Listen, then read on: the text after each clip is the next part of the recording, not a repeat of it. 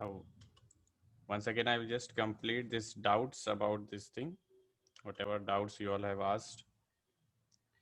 So the various alarms related to PV wall are your pressure alarms only, and they are set at a pressure where you can see that PV wall is lifting or not lifting. You will come to know 10% above or down. If a vapor line is connected, so we don't want PV wall to lift, so it will be 10% less. Otherwise, a normal vapor line is not connected, it will be 10% more. And that I have a separate video regarding primary and secondary venting, you can see. Then testing of PV walls is there. The PV wall is not affected much about from the weather, except where uh, in ice conditions it gets frozen, as you have seen in the video. At what pressure it is lifted, it is different ships as per the tank designs and all, it is different pressure. So I will just show you an example of one of the ship. So this is the example of PV wall setting of one of the ships. The alarm has the PV wall alarms in the CCR. PV wall setting you cannot change. The alarms in the CCR are set in this. This is a Musashino, the name of the panel of this alarms. So in vapor control mode, when it's VECS, vapor emission control system, that is inerted condition, when there is a vapor return line, the high pressure is set for 16 kPa. So first we should know what is the lifting of PV wall. So PV wall pressure side lifts at 20 kPa. So at least 10% less. So it should be minimum 18 kPa. So here they have set the in vapor return line mode, high pressure is 16 kPa, low pressure side is 3 kPa. So vacuum side is minus 3.5. And when we inerted, we always keep positive pressure. So here we have 3 kPa. Some ships you have 100 mm of water gauge. Then what you call vapor return line mode or VECS mode, in inerted condition, high pressure is more because we want the PV wall to lift and go into the air. That's why we have not connected vapor return line. So it is more than your PV wall pressure, so 20.5 kPa, and low pressure is 3 kPa, again positive side, because tank is inerted. We don't want any air to go inside the tank, so it will be always positive. 3 kPa or 100 mm water gauge, depending on the settings. It's in water gauge, mm water gauge, or kPa. Generally, it's kPa for alarms, and the pressure rating of PV walls is written in millimeter of water gauge. And non-inerted condition, high pressure side will be less, low pressure side, like for normal setting, it will be 10% less than your vacuum. So 3.5, it will be 3.8. Then next question is PV wall limited only to oil and chemical tankers?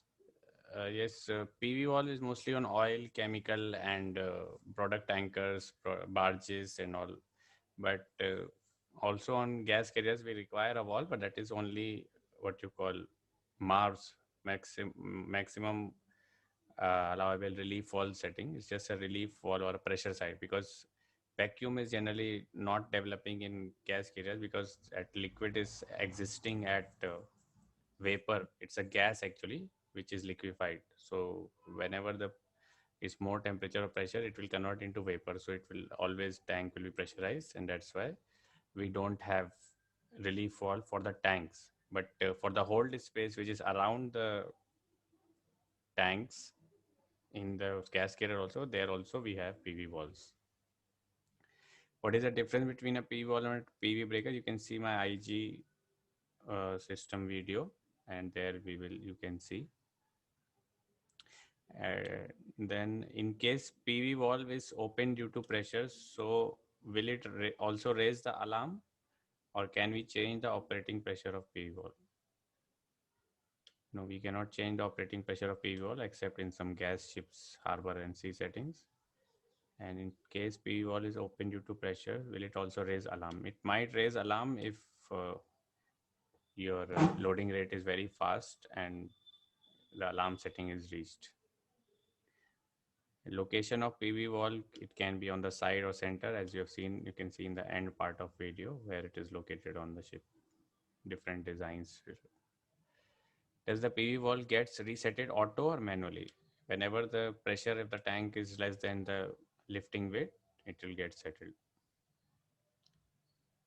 PV valve calibration and testing is done as per this thing. We can't change. We can change the full system. We cannot change the weight or do anything ourselves. We can just check at what pressure it is lifted. Weather has no effect. Does there any shore inspection of PV wall? Yes, shore testing is there annually and it is certified. Good question. And it is done calibration during in dry dock also 2.5 and 5 years. Specific velocity, yes, normal is different, but for high velocity vent walls, the specific gravity is 30 meter per second and it should be placed around 6 meters above the deck or 6 feet, something like that is the height requirement. What are the factors affecting the efficiency of PV wall? Basically, the PV wall should be drained and clear and checked before arrival, and it should not be rusted. That's it. It should not be stuck. Generally, it's stainless steel, so nothing much happens. PV walls is generally very less maintenance. Hardly, I remember we maintained any time. Where does the vapor out gets vented out in gas tanker? That we will see separately. In gas tanker, the vapor which is vented out also goes in air, but in gas tanker, it's very, very rarely allowed. We have like it's a emergency situation if any gas is coming out. Generally, the gas goes to the terminal.